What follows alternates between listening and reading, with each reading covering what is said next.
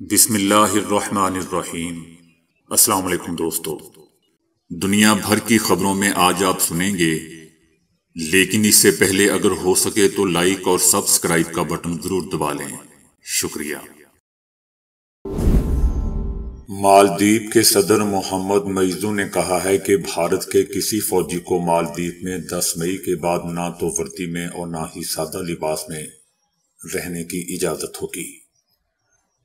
مالدیپ کے صدر محمد معیزو نے کہا ہے کہ یہ بات مکمل اعتماد کے ساتھ کہتا ہوں کہ 10 مئی کسی بھارتی فوجی کے مالدیپ میں رہنے کا آخری دن ہوگا۔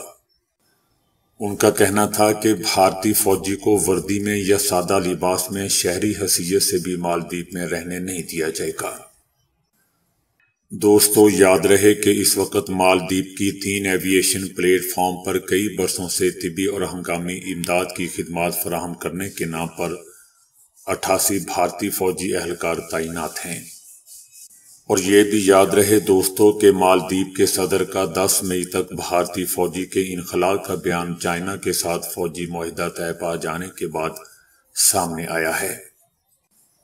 حالانکہ ایک ہفتے پہلے ہی بھارتی سیویلین ٹیم مالدیپ کے ان 3 ایویشن پلیٹ فارم میں سے ایک کا چارج سنبھالنے کے لیے مالدیپ پہنچی تھی۔ بھارت سے سادہ لباس میں مبینہ طور پر بھارتی فوجیوں کی واپسی پر مالدیپ کے سیاستدانوں نے صدر معیزو پر تنقید کرتے ہوئے کہا تھا کہ بھارتی فوجی اپنے ملک واپس نہیں جا رہے ہیں بلکہ اب وہ سادہ لباس میں واپس مالدیپ آ رہے ہیں، جس پر مالدیپ کے صدر محمد معیزو نے کہا تھا کہ اپوزیشن کو ایسے بیانات نہیں دینے چاہیے جو لوگوں کے دلوں میں شکوک و شبہات پیدا کریں اور جھوٹ پر مبنی ہوں۔ میں یقین دلاتا ہوں کہ 10 مئی کے بعد ملک میں کوئی بھی بھارتی فوجی نہ یونیفارم میں اور نہ ہی سادہ لباس میں مالدیپ میں رہے گا۔ مالدیپ نے گزشتہ ہفتے ہی ایمبولینس طیاروں کی پروازیں چلانے کے لیے سری لنکا کے ساتھ معاہدہ کیا ہے، جس سے یہ اشارہ ملتا ہے کہ مالدیپ ان ایویشن پلیٹ فارم پہ بھارتی فوجیوں کو برداشت کرنے کو بالکل بھی تیار نہیں ہے۔ دوستو، یاد رہے کہ مالدیپ اور بھارت کے تعلقات ہمیشہ سے مثالی رہے ہیں، تاہم 2013 میں صدر عبداللہ یامین کے دور میں دوریاں بڑھتی گئیں اور انہوں نے بھارت مخالف پالیسی جاری رکھی، جسے ان کے بعد بننے والے حکمراں ابراہیم صالح نے منسوخ کر کے بھارت سے پھر ہاتھ ملا لیا تھا۔ حالیہ الیکشن میں عبداللہ یامین کو کرپشن کا الزام عائد کر کے انتخابات میں حصہ لینے سے روک دیا گیا تھا، جس پر انہوں نے محمد معیزو کو اپنا نمائندہ مقرر کیا اور عوام نے انہیں ووٹ دے کر صدر منتخب کر لیا۔ پی ٹی آئی یعنی پاکستان تحریک انصاف نے یوٹیوبر عادل راجہ اور حیدر مہندی سے لا تعلقی کا اعلان کر دیا۔ اس حوالے سے پی ٹی آئی رہنماؤں نے ویڈیو بیان جاری کر کے کہا ہے کہ تحریک انصاف کا عادل راجہ اور حیدر مہندی سے کوئی تعلق نہیں ہے۔ ویڈیو میں اسد قیصر اور شیر افضل مروت نے جاری کیا ہے، جس میں جماعت کے ارکان پیچھے کھڑے تھے۔ اسد قیصر نے کہا کہ عوام عادل راجہ اور حیدر مہندی پر اعتماد نہ کریں۔ اسد قیصر کا کہنا تھا کہ آئین اور قانون سے متعلق ہماری جدوجہد جاری رہے گی، ہم نے کبھی فوج کے خلاف بات نہیں کی۔ عمران خان کا بیان ہے کہ ملک اور فوج میری ہے۔ پی ٹی آئی رہنما کا مزید کہنا تھا کہ ہم آئین اور قانون کی بالادستی اور سول سپرمیسی چاہتے ہیں۔ عادل راجہ اور حیدر مہندی کے پروپیگنڈے پر اعتماد نہ کریں، تحریک انصاف کا ان یوٹیوبر سے کوئی تعلق نہیں ہے۔ اسد قیصر کا مزید کہنا تھا کہ پاکستان تحریک انصاف کا اپنا ترجمان اور اپنا بیانیہ ہے، اسے سامنے لایا جائے گا۔ اقوام متحدہ کی انسانی حقوق کی تنظیم کے سربراہ کا کہنا ہے کہ چائنا اپنے سنگیانگ اور تبت کے خطوں میں بنیادی حقوق کی خلاف ورزی کر رہا ہے۔ دوستو، انسانی حقوق کے معاملے پر چائنا کو زیادہ سختی سے چیلنج نہ کرنے پر تنقید کا نشانہ بنایا جاتا ہے۔ اقوام متحدہ نے چائنا سے کہا ہے کہ وہ انسانی حقوق کے ان محافظوں کو رہا کرے جنہیں لڑائی جھگڑا شروع کرنے اور پریشانی پیدا کرنے کی مہم جرم کے تحت گرفتار کیا گیا ہے۔ انسانی حقوق کی تنظیم کے سربراہ نے ترقی حاصل کرنے اور غربت کے خاتمے میں چائنا کی پیش رفت کو تسلیم کیا، لیکن اس بات پر بھی زور دیا کہ ایسی پالیسیوں کو متعلقہ قوانین اور پالیسیوں کو عالمی انسانی حقوق کے معیارات سے ہم آہنگ کرنے والی اصلاحات پر بھی زور دیتے ہیں۔ جنوری میں بھی اقوام متحدہ میں اپنے انسانی حقوق سے متعلق ریکارڈ کے جائزے کے دوران چائنا کو مغربی ممالک کی جانب سے سخت تنقید کا سامنا کرنا پڑا، لیکن روس اور ایران سمیت دیگر ممالک نے اس کی تعریف کی، جبکہ دوسری طرف چائنا کا کہنا ہے کہ وہ اپنے لوگوں کی زندگی کو بہتر بنانے، غربت کے خاتمے اور حقوق کے تحفظ کے لیے تیزی سے پیش رفت کر رہا ہے۔ چائنا نے اندرونی معاملات میں مداخلت کے لیے انسانی حقوق کے مسائل کو سیاست زدہ کرنے اور بطور ہتھیار استعمال کرنے پر تنقید کا بھی نشانہ بنایا۔ چائنا پر شمالی مغربی خطے سنگیان میں 10 لاکھ سے زیادہ ایغور اور دیگر مسلم اقلیتوں کو حراست میں رکھنے کا الزام ہے، جبکہ چائنا ان الزامات کو سختی سے مسترد کرتا آ رہا ہے۔ چائنا نے ایک رپورٹ کو یکسر مسترد کر دیا ہے۔ رپورٹ میں کہا گیا تھا کہ ایغور کمیونٹی اور دیگر مسلمان برادریوں کے اراکین کے ساتھ ناروا سلوک اور امتیازی حراست بین الاقوامی جرائم، خاص طور پر انسانیت کے خلاف جرائم کو جنم دے سکتے ہیں۔ رپورٹ میں عالمی برادری کی طرف سے اشارہ کرتے ہوئے کہا گیا تھا کہ اب دنیا کو سنگیان میں انسانی حقوق کی خلاف ورزیوں کی صورتحال پر توجہ مرکوز کرنی چاہیے۔ اور دلچسپ بات یہ ہے کہ اقوام متحدہ کی اس رپورٹ کو تیار ہونے میں 1 سال لگا تھا، اور رپورٹ کی چائنا نے سخت مخالفت کی تھی۔ مصر کا کہنا ہے کہ اسرائیل اور حماس کے مابین مذاکرات ابھی تک کسی نتیجے تک نہیں پہنچے، اس وجہ سے جنگ بندی کے حوالے سے کچھ بھی کہنا قبل از وقت ہے۔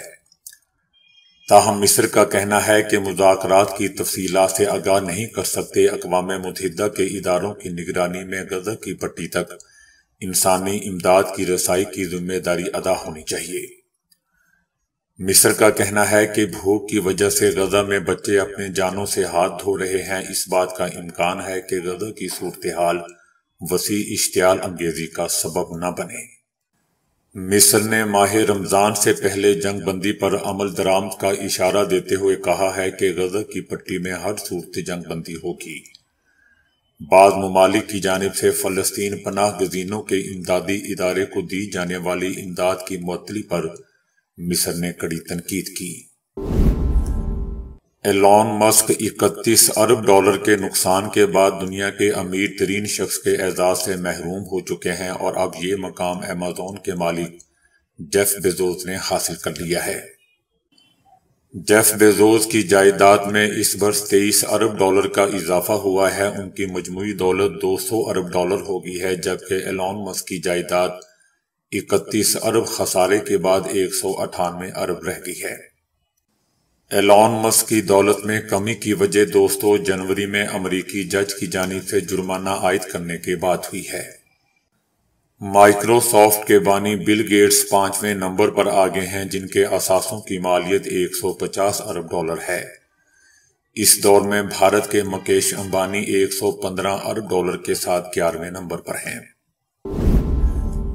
عمران خان نے اپنے تازہ پیغام میں کہا ہے کہ جنہوں نے ووٹ چوری کیے ہیں ان کے ساتھ مفاہمت نہیں ہوگی۔ اگر چوروں سے مفاہمت ہی کرنی ہے تو جیلوں کے دروازے کھول دیں۔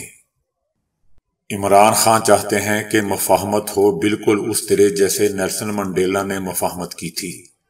جنہوں نے ووٹ چوری کیے ہیں ان کے ساتھ مفاہمت نہیں ہوگی۔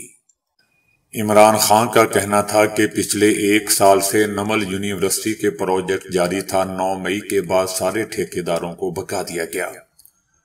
فلاحی ادارے میں 95% بچے فری پڑھ رہے ہیں۔ اب ہماری کوشش تھی کہ 200 طالب علموں کے لیے رہائش گاہیں بھی بنائیں۔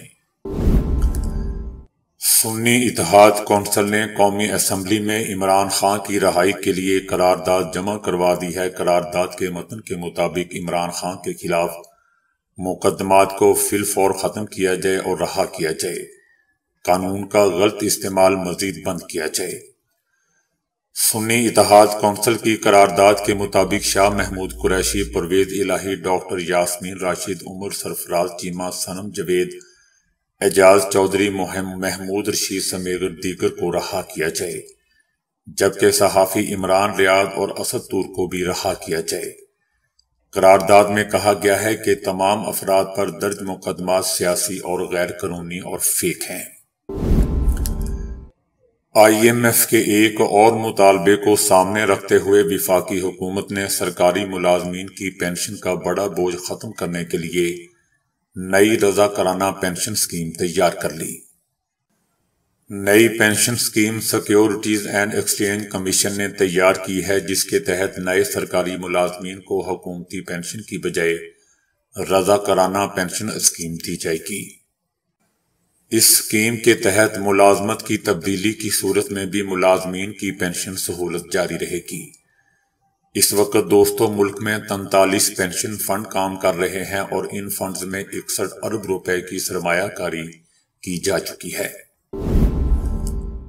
بھارت کے وزیر اعظم نریندر مودی نے وزارت عظمیٰ کا منصب سنبھالنے پر شہباز شریف کو مبارکباد دی ہے۔ انہوں نے اپنے پیغام میں کہا ہے کہ شہباز شریف کو وزیر اعظم کا عہدہ سنبھالنے پر مبارکباد دیتا ہوں۔ بھارتی وزیر اعظم کے علاوہ دوستو ترکیہ کے صدر رجب طیب ایردوان، سعودی ولی عہد محمد بن سلمان، ایرانی اور چینی صدور بھی وزیر اعظم شہباز شریف کو مبارکباد دے چکے ہیں اور ان کے لیے نیک خواہشات کا اظہار کر چکے ہیں۔ گزشتہ چند مہینوں کے دوران دوستو اسرائیل نے اقوام متحدہ پر بارہا تنقید کی ہے۔ اکثر بیانات میں غزہ میں ہونے والی متعدد خلاف ورزیوں کی مذمت کی گئی۔ ایک نئے حملے میں اسرائیل نے اقوام متحدہ پر حماس کی خلاف ورزیوں سے متعلق رپورٹ کو چھپانے اور اس کی ذمہ داری سے بری ہونے کا بھی الزام لگایا ہے۔ اسرائیل نے اقوام متحدہ کے سیکرٹری جنرل کو بدنام کرنے اور اس کے اپنے دفاع کے حق کو نقصان پہنچانے کی کوششوں میں حصہ لینے کا بھی الزام لگایا۔ اسرائیل نے جنرل سیکرٹری پر خاموشی کا الزام لگایا اور ان پر زور دیا کہ وہ حماس کو ایک تخریب کار تنظیم کے طور پر ظاہر کریں۔ ایک سال میں 2 طیاروں کو ہائی جیک کرنے کی وجہ سے عالمی شہرت حاصل کرنے والی مشہور فلسطینی خاتون اگلے جمعے کو دوستو انگلینڈ میں فلسطین کے لیے فنڈ ریزنگ تقریب سے خطاب کریں گی، جس پر برطانیہ میں موجود یہودی تنظیموں نے سخت احتجاج کیا ہے۔ انہوں نے ریلی میں ہائی جیکر رہنے والی خاتون لیلا خالد کی تقریر پر بھی سخت غصے کا اظہار کیا ہے۔ لیلا خالد کے ساتھ اس یکجہتی فنڈ ریزنگ مہم میں دوستو فلسطینی ہدیہ اموری بھی شرکت کریں گی، جنہوں نے لیلا کے ساتھ مل کر فلسطین یکجہتی آرگنائزیشن کی مشترکہ بنیاد رکھی۔ ان کی سرگرمیاں برطانیہ میں ایسی کمپنیوں کو نشانہ بناتی ہیں جو اسرائیل کو ہتھیار فراہم کرتی ہیں۔ تاہم دوستو 79 سالہ لیلا خالد، جو اسرائیل شہر حیفا میں پیدا ہوئی اور اردن کے دارالحکومت عمان میں اپنے 2 بیٹوں اور شوہر کے ساتھ رہائش پذیر ہیں، تقریب میں ذاتی طور پر نہیں بلکہ صرف آڈیو اور ویڈیو کے ذریعے شرکت کریں گی۔ لیلا خالد اپنے خطاب ویڈیو کے ذریعے کریں گی کیونکہ ان پر 2005 سے برطانیہ جانے پر پابندی عائد ہے۔ برطانوی سفارت خانے نے اس سال انہیں شمالی آئرلینڈ کے دارالحکومت میں ایک تہوار کے اجلاس میں تقریر کرنے کے لیے انٹری ویزا دینے سے انکار کر دیا تھا۔ ان کی تنظیم کو یورپی یونین، امریکہ، کینیڈا اور جاپان نے تخریب کار تنظیم قرار دے رکھا ہے۔ اس کے علاوہ وہ ماضی میں 1 سال کے اندر دوستو 2 طیارے ہائی جیک کرنے میں بھی ملوث پائی گئی تھیں۔ 29 اگست 1969 کو اس نے امریکی کمپنی TWA کا ایک طیارہ ہائی جیک کر لیا تھا جو لاس اینجلس سے روم کے راستے تل ابیب یعنی اسرائیل جا رہا تھا۔ جب یہ اطالوی دارالحکومت کے ہوائی اڈے پر رکی تو وہاں سے 2 دیگر افراد اس میں سوار ہوئے۔ آدھے گھنٹے کی پرواز کے بعد دونوں عناصر نے ہتھیار نکال لیے اور پرواز نمبر 840 کا رخ دمشق کی طرف موڑ دیا۔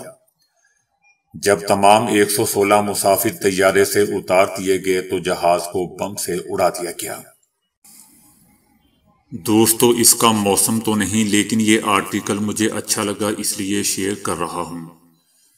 شہتوت ایک معروف اور عام پھل ہے، بچے بڑے سب اسے شوق سے کھاتے ہیں۔ پاک و ہند میں بآسانی اور کثرت سے کاشت کیا جاتا ہے۔ یہ اردو، سرائکی، پنجابی اور ہندی میں توت یا شہتوت کے نام سے جانا جاتا ہے۔ شہتوت لال، ہرے، سفید اور کالے رنگ کے بھی ہوتے ہیں۔ کالے رنگ کے شہتوت کی ایک قسم بے دانہ سب سے اعلیٰ تسلیم کی گئی ہے۔ اس کا رس ٹپکتا رہتا ہے۔ اس پھل کی آمد موسم گرما میں ہوتی ہے، جبکہ موسم سرما میں بھی اس کی افادیت کم نہیں ہوتی، بلکہ اس سلسلے میں لوگ اس کو خشک کرنے میں بڑھ چڑھ کر حصہ لیتے ہیں۔ اس کے علاوہ یہ چند مخصوص مقامات پر پورے سال ہی دستیاب ہوتا ہے۔ یہ پھل بے چینی، گھبراہٹ، چڑچڑاپن اور غصہ دور کرنے کے ساتھ ساتھ صاف خون پیدا کرتا ہے۔ اس کے کھانے سے جگر کی اصلاح ہوتی ہے اور ہضم زدہ غذائیت سے مالا مال ہوتا ہے۔ اس پھل میں نشاستہ دار شکر شامل ہے۔ اس کے کیمیائی اجزاء میں تانبا، آیوڈین، پوٹاشیم، کیلشیم، فولاد، فاسفورس اور روغنیات شامل ہیں۔ قدرت نے اس پھل کو وٹامن اے، بی اور ڈی سے بھی کثیر مقدار سے نوازا ہے۔ یہ شدید کھانسی، خاص طور پر خشک کھانسی میں اور گلے کی دکھن میں بے حد مفید ہے۔ بتایا جاتا ہے کہ سر درد کے لیے 21 تازہ شہتوت لے کر چینی کی پلیٹ میں لے کر رات بھر کھلے آسمان کے نیچے رکھیں اور صبح نہار منہ کھانے سے پہلے ہی دن آرام آ جاتا ہے۔ زبان پر چھالوں کی صورت میں متاثرہ فرد کھانے سے بھی عاجز ہو جاتا ہے۔ ایسے میں اگر شہتوت کے درخت سے نرم نرم کونپلیں توڑ کر اچھی طرح چبائی جائیں تو منہ کے چھالے دور ہو جاتے ہیں۔ جو لوگ شہتوت شوق سے کھاتے ہیں ان کے گلے کبھی خراب نہیں ہوتے ہیں اور نہ انہیں ٹونسل کی تکلیف ہوتی ہے۔ نزلہ، زکام اور دماغی تکلیف کے لیے مریض صبح سویرے سیاہ شہتوت نہار منہ کھائیں۔ چند دن کے استعمال سے دماغی خشکی اور نزلہ زکام سے نجات مل جائے گی۔ وہ لوگ جو مستقل طور پر تیزابیت کا شکار رہتے ہیں، ہر طرح کی دوائیں استعمال کرنے کے بعد وہ تیزابیت کے عذاب کا شکار ہیں، ان کے اس روگ کا بہترین علاج صرف اور صرف شہتوت ہے۔ آپ نے شاید یہ لطیفہ سن رکھا ہو کہ جھوٹ بولنے کا مقابلہ ایک ایسے شخص نے جیتا جس نے کہا تھا کہ میں نے ایک جگہ 2 عورتوں کو خاموش بیٹھے ہوئے دیکھا۔ اس لطیفے سے ظاہر ہے کہ خواتین کے بارے میں یہ خیال عام ہے کہ وہ مردوں کے مقابلے میں زیادہ بولتی ہیں۔ اگرچہ ایسے مردوں کی بھی کمی نہیں ہے جو دوسروں کو بولنے کا موقع ہی نہیں دیتے، اور ایسی خواتین بھی اکثر مل جاتی ہیں جو بہت ہی خاموش یا کم بولتی ہیں۔ تاہم اگر مجموعی طور پر دیکھا جائے تو بولنے میں خواتین کا پلڑا بھاری دکھائی دیتا ہے۔ حال ہی میں شائع ہونے والی ایک کتاب میں بتایا گیا ہے کہ خواتین اوسطاً مردوں کی نسبت 3 گنا زیادہ بولتی ہیں۔ دلچسپ بات یہ ہے دوستو کہ کتاب ایک خاتون نے لکھی ہے جو ماہر نفسیات بھی ہیں۔ ڈاکٹر لیون ڈین نے اپنی کتاب فیمیل برین میں لکھا ہے کہ ایک عام عورت پورے دن میں اوسطاً 20,000 الفاظ بولتی ہے، جو کہ ایک عام مرد سے اوسطاً 13,000 الفاظ یعنی 3 گنا زیادہ ہیں۔ ڈاکٹر ڈین کہتی ہیں کہ عورتوں کے زیادہ باطونی ہونے کی کئی وجوہات ہیں۔ اول یہ کہ وہ مردوں کی نسبت زیادہ تیز بولتی ہیں۔ دوسرا یہ کہ گفتگو میں ان کا دماغ زیادہ تیزی سے کام کرتا ہے، اور سب سے اہم بات یہ ہے کہ خواتین بولتے ہوئے خود کو اچھا محسوس کرتی ہیں۔ وہ لکھتی ہیں کہ خواتین کے زیادہ بولنے کی ایک اہم وجہ ان کے دماغ کی ساخت ہے۔ قدرتی طور پر عورت اور مرد کے دماغ میں فرق ہوتا ہے، اور عورت کے دماغ کا وہ حصہ جن کا تعلق بولنے سے ہے زیادہ فعال ہوتا ہے۔ یہی وجہ ہے کہ عورتیں مردوں کی نسبت زیادہ باتیں کرتی ہیں۔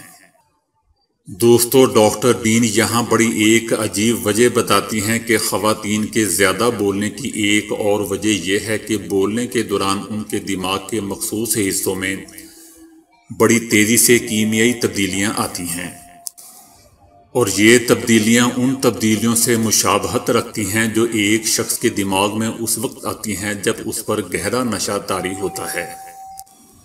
ڈاکٹر ڈین کا کہنا ہے کہ زیادہ بولنے کا تعلق ان ہارمون سے ہے جو جنس کا تعین کرتے ہیں۔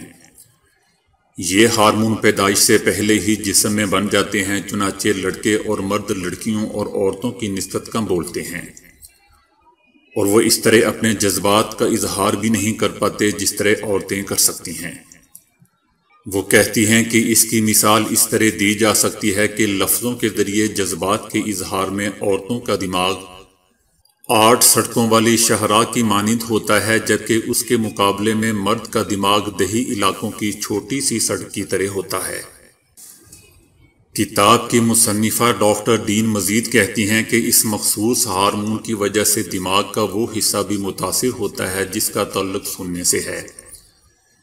اسی بنا پر مردوں کی قوت سماعت میں ایک خاص نوعیت کی کمی واقع ہو جاتی ہے۔ وہ کہتی ہیں کہ اکثر بیویاں عام طور پر یہ شکایت کرتی دکھائی دیتی ہیں کہ ان کا خاوند یا تو ان کی بات پر دھیان نہیں دیتا یا اسے جان بوجھ کر نظر انداز کر دیتا ہے، جیسا کہ وہ بہرا ہو۔ مصنفہ کہتی ہے کہ مرد اکثر اوقات جان بوجھ کر ایسا نہیں کر رہے ہوتے، ان کی وجہ ان کی دماغ کی وہ قدرتی ساخت ہے جس کا تعلق سننے کی صلاحیت سے ہوتا ہے۔ دوستو، ڈاکٹر ڈین کی یہ کتاب 1000 سے زیادہ ان مریضوں کے مطالعے اور تحقیق پر مبنی ہے جو ان کے کلینک میں آئے تھے۔ وہ کہتی ہیں کہ مرد اور عورت دونوں دنیا کو مختلف نظر سے دیکھتے ہیں۔ باطنی ہونے کے ساتھ ساتھ عورت میں قدرتی طور پر یہ صلاحیت موجود ہوتی ہے کہ وہ اپنے ارد گرد پیش آنے والی تبدیلیوں کا ادراک کر کے اپنی زندگی کے بارے میں بہتر فیصلے کر سکے۔ تو دوستو، ابھی کے لیے اتنا ہی۔ ویڈیو کو لائک اور شیئر کرنے کا بہت بہت شکریہ۔